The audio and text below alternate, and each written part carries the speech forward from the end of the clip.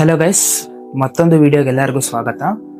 So ಇವತ್ತಿನ ಒಂದು video ತುಂಬಾ ದಿನಗಳಾದ್ಮೇಲೆ ಮಾಡ್ತಾ ಇರೋ ಕಾರಣ ನನ್ನ ಲೈಫಿನ ಒಂದು ಪರ್ಸನಲ್ ಎಕ್ಸ್ಪೀರಿಯನ್ಸ್ ಏನಾಗಿದೆ ಇವತ್ತು, ಸೊ ಅದ್ರ ಕುರಿತು ನಿಮ್ಮ ಹತ್ರ ಮಾತಾಡಬೇಕು ಅಂತ. ಸೊ ಇವತ್ತು ನಾನೊಂದು ಅಂಗಡಿಗೆ ಹೋಗಿದ್ದೆ. ಅಂಗಡಿಯಲ್ಲಿ ಒಂದು 40 ರೂಪಾಯಿದು ಒಂದು ಐಟಮ್ ತಗೊಂಡೆ. ಸೊ ಅಲ್ಲಿ QR ಕೋಡ್ ಇತ್ತು. ನಾನು ಸ್ಕ್ಯಾನ್ ಮಾಡಿ ಫೋನ್ ಪೇ ಮಾಡಕ್ ಹೋದೆ. ಅವರು ನಮ್ಮಲ್ಲಿ ಫೋನ್ ಪೇ ಎಲ್ಲ UPI ಟ್ರಾನ್ಸಾಕ್ಷನ್ಸ್ ಇಲ್ಲ ಅಂತ ಅಂದ್ರು. ಸೊ ಇದಕ್ಕೆ ಕಾರಣ ನಿಮಗೂ ಗೊತ್ತಿರುತ್ತೆ, ಈಗಾಗಲೇ ಬೆಂಗಳೂರಲ್ಲಿ 2-3 ಅಂಗಡಿಗಳಿಗೆ ನೋಟಿಸ್ ಬಂದಿದೆ. ಅದೇ ಲಕ್ಷಾಂತರ ರೂಪಾಯಿ ಫೈನ್ ಕಟ್ಟಿದ್ದಾರೆ. ಅದೇ ರೀತಿ ಫೈನ್ ನಮ್ಮ ಅಂಗಡಿಗೂ ಬೀಳುತ್ತೆ ಅಂತ ಭಯಕ್ಕೆ ಈಗ UPI ಟ್ರಾನ್ಸಾಕ್ಷನ್ಸ್ ನ ಎಲ್ಲಾ ಕಡೆ ಕಮ್ಮಿ ಮಾಡ್ತಾ ಇದ್ದಾರೆ. ಈ ಡಿಜಿಟಲೈಸೇಷನ್ ಆಗ್ತಿರೋ ಇಂಡಿಯಾ ಮೇಲಕ್ಕೆ ಬೆಳೆಯೋದ್ ಬದಲು ಯಾಕೆ ಡೌನ್ ಫಾಲ್ ಆಗ್ತಾ ಇದೆ? ಇದ್ರಿಂದ ಕಾರಣ ಏನು? ಇದು ಯಾರಿಗೂ ಸಮೇತ ಗೊತ್ತಿಲ್ಲ. ಸೊ ಈ ವಿಡಿಯೋದಲ್ಲಿ ಏನ್ ಆಗಿದೆ, ಏನ್ ಆಗ್ತಾ ಇದೆ, ಏನಾಗಿರೋದಕ್ಕೆ ಈ ತರ ಒಂದು ಆಗ್ತಾ ಇದೆ ಅಂತ ನಾನು ಹೇಳ್ತೀನಿ. ಸೊ ಮೊದಲನೇದಾಗಿ ಏನ್ ಆಗಿರಬಹುದು ಅಂತ ಒಂದು ಕಾರಣ ಕೊಡ್ತೀನಿ. ಸೊ ನಾವು ಡಿಜಿಟಲೈಸೇಷನ್ ಆಗೋಕ್ಕೂ ಮುಂಚೆ ಪ್ರತಿ ಒಂದು ಟ್ರಾನ್ಸಾಕ್ಷನ್ಸ್, ಪ್ರತಿ ಒಂದು ಸೇಲ್ಸ್, ಬಿಸ್ನೆಸ್ಸಿನ ಪ್ರತಿ ಒಂದು ಸ್ಟೆಪ್ ಸಮೇತ ಕ್ಯಾಶ್ ಅಲ್ಲಿ ನಡೀತಾ ಇತ್ತು. ಸೊ ಕ್ಯಾಶ್ ಅಲ್ಲಿ ನಡೆಯುವಾಗ ಏನಾಗ್ತಾ ಇತ್ತು, ನಮಗೆ ಕ್ಯಾಶ್ ಬರೋದು, ಕ್ಯಾಶ್ ಹೋಗೋದು, ಮತ್ತೆ ನಾವು ಗೌರ್ಮೆಂಟಿಗೆ ನಾವು ತೋರಿಸುವಂತ ಮೊತ್ತಕ್ಕೆ ಒಂದು ನಮಗೆ ವ್ಯಾಲ್ಯೂ ಸಿಗ್ತಾ ಇರ್ಲಿಲ್ಲ. ಅಂದ್ರೆ ನಾನು ಬ್ಯಾಂಕ್ ಅಲ್ಲಿ ಆಗಿರೋ ಟ್ರಾನ್ಸಾಕ್ಷನ್ಸ್ ಮೇಲೆ ಕೆಲವೊಂದಿಷ್ಟು ಟ್ಯಾಕ್ಸ್ ಕಟ್ತಾ ಇದ್ರು, ಕೆಲವೊಂದಿಷ್ಟು ಪ್ರಾಂಪ್ಟ್ ಆಗಿ ತಾವು ಮಾಡಿರೋ ಬಿಸ್ನೆಸ್ಸಿನ ಸೇಲ್ಸ್ ಮತ್ತೆ ಪರ್ಚೇಸಸ್ ಮೇಲೆ ಅದನ್ನ ಒಂದು IT ಫೈಲ್ ಮಾಡೋದಾಗಿರ್ಬೋದು. ಈ ರೀತಿಯ ಗೌರ್ಮೆಂಟಿಗೆ ನಮ್ಮ ಸೇಲ್ಸ್ ಅಥವಾ ನಮ್ಮ ಆದಾಯನ ತೋರಿಸ್ತಾ ಇದ್ವಿ.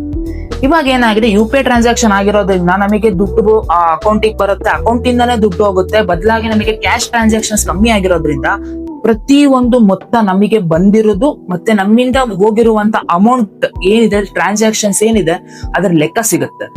ಸೊ ಇದರಿಂದ ನನಗ್ ಅನ್ಸ್ತಾ ಇರೋದೇನು, ಇವಾಗ ನೋಟಿಸ್ ಬಂದಿರೋರು ಟ್ರಾನ್ಸಾಕ್ಷನ್ಸ್ ಜಾಸ್ತಿ ಮಾಡಿರ್ಬೋದು, ಅಥವಾ ಅವ್ರು ತೋರಿಸಿರುವಂತ IT ಅಮೌಂಟ್ ಅಥವಾ ನಮ್ಮಲ್ಲಿ ಇಷ್ಟು ಸೇಲ್ಸ್ ಆಗುತ್ತೆ ಅನ್ನೋದಕ್ಕಿಂತ ಜಾಸ್ತಿ ಆಗಿರ್ಬೋದು. ಸೊ ಈ ಒಂದು ಕಾರಣದಿಂದ ಒಂದು ಟ್ಯಾಕ್ಸ್ ಅಥವಾ ಅವರಿಗೊಂದು ಈ ಟ್ರಾನ್ಸಾಕ್ಷನ್ ಮೇಲಿನ ಅಮೌಂಟ್ ಅವರಿಗೆ ಬಿದ್ದಿರ್ಬೋದು. ಸೊ ಎರಡನೇ ರೀಸನ್ ಬಂದು, ಒಂದು ಬ್ಯಾಂಕಿಗೆ ಟ್ರಾನ್ಸಾಕ್ಷನ್ಸ್ ಲಿಮಿಟ್ ಅಂತ ಇರುತ್ತೆ. So most of the businesses ಏನ್ ಮಾಡ್ತಾರೆ, ತಮ್ಮ ಸೇವಿಂಗ್ಸ್ ಅಕೌಂಟಿಗೆ QR ಕೋಡ್ ಅನ್ನ ಜನರೇಟ್ ಮಾಡಿಸ್ತಾರೆ. ಅಂದ್ರೆ ಫೋನ್ ಪೇ, GPay ಯಾರೇ ಒಂದು ಏಜೆಂಟ್ಸ್ ಆಗಿರ್ಬೋದು, ಅವ್ರ ಹತ್ರ ಏನ್ ಮಾಡ್ತಾರೆ, ಅವರ ಇರುವಂತ ಸೇವಿಂಗ್ಸ್ ಅಕೌಂಟಿಗೆ ಬ್ಯಾಂಕ್ ಅಕೌಂಟ್ ನ ಲಿಂಕ್ ಮಾಡಿಸಿ QR ಜನರೇಟ್ ಮಾಡಿಸ್ತಾರೆ. ಸೊ ಸೇವಿಂಗ್ಸ್ ಅಕೌಂಟಿಗೆ ಮಿನಿಮಮ್ ಟ್ರಾನ್ಸಾಕ್ಷನ್ಸ್ ಮತ್ತು ಮ್ಯಾಕ್ಸಿಮಮ್ ಟ್ರಾನ್ಸಾಕ್ಷನ್ಸ್ ಇಷ್ಟು ಅಂತೇಳಿ ರಿಜಿಸ್ಟರ್ ಆಗಿರುತ್ತೆ. ಸೊ ಇದರಿಂದ ಏನಾಗುತ್ತೆ, ಅವರ ಒಂದು ಟ್ರಾನ್ಸಾಕ್ಷನ್ ಲಿಮಿಟ್ ಎಕ್ಸೀಡ್ ಆಗಿರೋದಾಗಿರ್ಬೋದು, ಅಥವಾ ಬ್ಯಾಂಕಿಗೆ ಚಾರ್ಜಸ್ ನ ಕಟ್ಟದೇ ಇರದೆ ಆಗಿರ್ಬೋದು. ಸೊ ಇದು ಸಮೇತ ಒಂದು ಕಾರಣ ಆಗಿರುತ್ತೆ. ಮತ್ತೊಂದು, ಎಲ್ಲರೂ ಹೇಳುವಂತೆ ಸರ್ಕಾರ ದುಡ್ಡಿಲ್ಲ, ಸರ್ಕಾರದವರು ಟ್ಯಾಕ್ಸ್ ಹಾಕ್ತಾ ಇದ್ದಾರೆ ಅಂತ ಹೇಳ್ತಾರೆ. ಸೊ ಇದು ನನ್ನ ಪ್ರಕಾರ ಇದು ಸರ್ಕಾರದ ಕೈವಾಡ ಅಲ್ಲ. ಸೊ ನಾನು ಒಂದು ಪಕ್ಷದ ಪರವಾಗಿ ಅಥವಾ ಒಂದು ಪಕ್ಷದ ವಿರುದ್ಧವಾಗಿ ಮಾತಾಡ್ತಾ ಇಲ್ಲ. ಈ IT ಫರ್ಮ್ ಅಥವಾ ಒಂದು ಸೇಲ್ಸ್ ಡಿಪಾರ್ಟ್ಮೆಂಟ್ ಏನಿದೆ, ಅದು ಒಂದು ಸಪರೇಟ್ ವಿಂಗ್ ಆಗಿರುತ್ತೆ. ಯಾವುದೇ ಪೊಲಿಟಿಕಲ್ ಪಾರ್ಟಿ ಆಗಿರ್ಬೋದು ಅಥವಾ ಯಾವುದೇ ಒಂದು ಸರ್ಕಾರದ ಪರ ವಿರುದ್ಧವಾಗಿ ನಡೆಯಲ್ಲ. ಅದು ಸೆಂಟ್ರಲ್ ಗವರ್ಮೆಂಟಿನ ರೂಲ್ಸ್ ಅಂಡ್ ರೆಗ್ಯುಲೇಷನ್ಸ್ ಪ್ರಕಾರ ಬಂದಿರುತ್ತೆ. ಆಮೇಲೆ ನಮಗೆ ಇನ್ನೊಂದು ಅರ್ಥ ಮಾಡ್ಕೋಬೇಕಾಗಿರುವಂತ ಸಂದರ್ಭ ಏನು ಅಂದ್ರೆ, ಎಲ್ಲಾ ಕಡೆ ನೋಟಿಸ್ ಬಂದಿದೆ ಅಂತೇಳಿ ನಮಗೆ ನೋಟಿಸಿನ ಫೋಟೋಗಳು ನಾವು ನ್ಯೂಸ್ ಪೇಪರ್ ಅಲ್ಲಿ ಆಗಿರ್ಬೋದು, ಸೋಷಿಯಲ್ ಮೀಡಿಯಾದಲ್ಲಿ ಆಗಿರ್ಬೋದು, ಎಲ್ಲಾ ಕಡೆ ನೋಡ್ತಾ ಇದೀವಿ. ಇವನ್ ನ್ಯೂಸ್ ಪೇಪರ್ ಅಲ್ಲಿ ಸಮೇತ ನೋಟಿಸಿನ ಒಂದು ಚಿತ್ರೀಕರಣಗಳನ್ನ ಹಾಕ್ತಾ ಇದ್ದಾರೆ. ಆದರೆ ನೋಟಿಸ್ ನ ಒಂದು ಆರ್ಟಿಕಲ್ ಕೊಟ್ಟಿರ್ತಾರೆ, ಒಂದು ಸೆಕ್ಷನ್ ಕೊಟ್ಟಿರ್ತಾರೆ, ಯಾವ ಸೆಕ್ಷನ್ ಅಂಡರ್ ಬಂದಿದೆ, ಏನಕ್ಕೆ ಬಂದಿದೆ, ಆ ಒಂದು ಅರ್ಥ, ಅದ್ರೊಂದು ನೋಟಿಸ್ ಬಂದಿರೋ ಅಥವಾ ಫೈನ್ ಹಾಕಿರುವಂತ ಕಾರಣ ಸಮೇತ ಯಾರಿಗೂ ಪರಿಪೂರ್ಣವಾಗಿ ಅರ್ಥ ಆಗಿಲ್ಲ. ಅಂದ್ರೆ ಎಲ್ಲೂ ಸಮೇತ ಡಿಕ್ಲೇರ್ ಮಾಡಿ ಅಥವಾ ಯಾರಿಗೂ ಅಷ್ಟು ನಾಲೆಡ್ಜ್ ಇಲ್ಲ, ಅಂದ್ರೆ ಯಾವ ಕಾರಣಕ್ಕೆ ಟ್ಯಾಕ್ಸ್ ಹಾಕಿದ್ದಾರೆ ಅಂತ. ಸೊ ಇದಕ್ಕೆ ನಾನು ಒಂದು ಕೊಡೋ ಸಜೆಷನ್ ಏನು ಅಂದ್ರೆ, ಈ ಸೇಲ್ಸ್ ಡಿಪಾರ್ಟ್ಮೆಂಟ್ ಅಥವಾ IT ಡಿಪಾರ್ಟ್ಮೆಂಟ್ ಅವ್ರು ಯಾರು ಈಗ ಫೈನ್ ಹಾಕಿದಾರಲ್ಲ, ಅವರೇ ಒಂದು ಪ್ರೆಸ್ ಕಾನ್ಫರೆನ್ಸ್ ಮಾಡ್ಲಿ. ಯಾಕಂದ್ರೆ ಇದು ಬರ್ತಾ ದೊಡ್ಡ ಇಶ್ಯೂ ಆಗ್ತಾ ಇದೆ. ಈಗ ಕರ್ನಾಟಕದಲ್ಲಿ, ಬೆಂಗಳೂರಲ್ಲಿ ಶುರುವಾಗಿರುವಂತ UPI ತೊಂದ್ರೆ ಆಲ್ ಓವರ್ ಕರ್ನಾಟಕ ಸ್ಪ್ರೆಡ್ ಆಗಿದೆ. ಅಷ್ಟೇ ಅಲ್ಲದೆ ಇವಾಗ ಮಹಾರಾಷ್ಟ್ರ ಆಗಿರ್ಬೋದು, ತಮಿಳುನಾಡು, ಆಂಧ್ರ ಪ್ರದೇಶ್, ಕೇರಳ ಸುತ್ತಮುತ್ತ ಇರುವಂತ ಎಲ್ಲಾ ಸ್ಟೇಟ್ ಗಳಿಗೂ ಸಮೇತ ಇದು ಎಫೆಕ್ಟ್ ಆಗ್ತಾ ಇದೆ. ಸೊ ಇದಕ್ಕೆ ಒಂದು ಸೆಂಟ್ರಲ್ ಗವರ್ಮೆಂಟ್ ಅಥವಾ ಸ್ಟೇಟ್ ಗವರ್ಮೆಂಟ್ ಯಾರು ಇದಕ್ಕೆ ಫೈನ್ ಹಾಕಿದ್ದಾರೆ, ಯಾರೊಂದು ಟ್ಯಾಕ್ಸ್ ನೋಟಿಸ್ ಕಳ್ಸಿದ್ದಾರೆ, ಅವರೇ ಮುಂದೆ ಬಂದು ಏನ್ ಆಗಿದೆ, ಯಾಕೆ ಟ್ಯಾಕ್ಸ್ ಹಾಕ್ತಾ ಇದೀವಿ, ಏನಕ್ಕೆ ಫೈನ್ ಬಿದ್ದಿದೆ ಅನ್ನೋದೊಂದು ಕ್ಲಾರಿಟಿ ಕೊಟ್ರೆ ಚೆನ್ನಾಗಿರುತ್ತೆ. ಸೊ ನನ್ನ ಒಪಿನಿಯನ್ ಏನು ಅಂದ್ರೆ, ಈಗ ನಮ್ದು ಬಿಸ್ನೆಸ್ ಇದೆ, ನಾವು QR ಟ್ರಾನ್ಸಾಕ್ಷನ್ಸ್ ಅಕ್ಸೆಪ್ಟ್ ಮಾಡ್ತಾ ಇದೀವಿ. ಇವತ್ತಿಗೂ ನಾವು QR ಟ್ರಾನ್ಸಾಕ್ಷನ್ಸ್ ಸಪೋರ್ಟ್ ಮಾಡ್ತೀವಿ. ಯಾಕಂದ್ರೆ ಇವಾಗ ನಮಗೆ ಬಿಸ್ನೆಸ್ ಅಲ್ಲಿ ಚಿಲ್ಲರೆಗಳು ಕಮ್ಮಿ ಸಿಗುತ್ತೆ, ಬ್ಯಾಂಕಿಗೆ ಹೋದ್ರು ನಮಗೆ 10-20 ಸಮೇತ ಸಿಗಲ್ಲ. ಚಿಕ್ಕ ಪುಟ್ಟ ಅಮೌಂಟ್ ಆದ್ರೂ ಸಮೇತ ನಾವು ಅದಕ್ಕೋಸ್ಕರ ಅವ್ರ ಸಾಲನ ನಾಪ್ಪಿಡ್ಕೊಳಕ್ಕೂ ಆಗಲ್ಲ.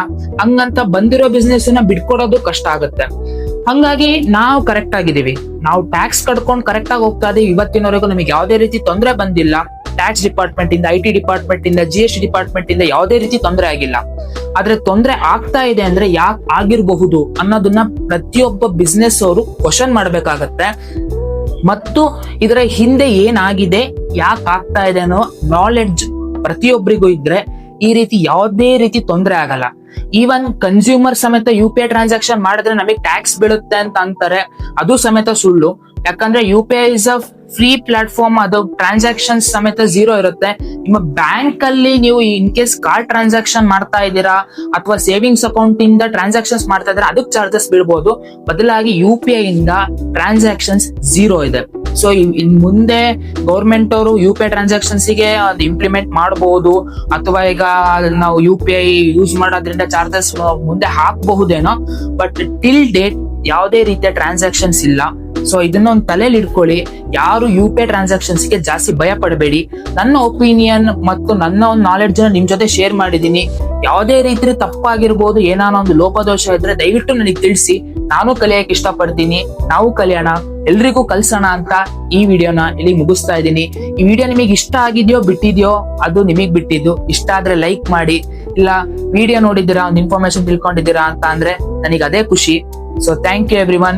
Be safe, stay safe, and always be wise with your money. Thank you. Have a nice day.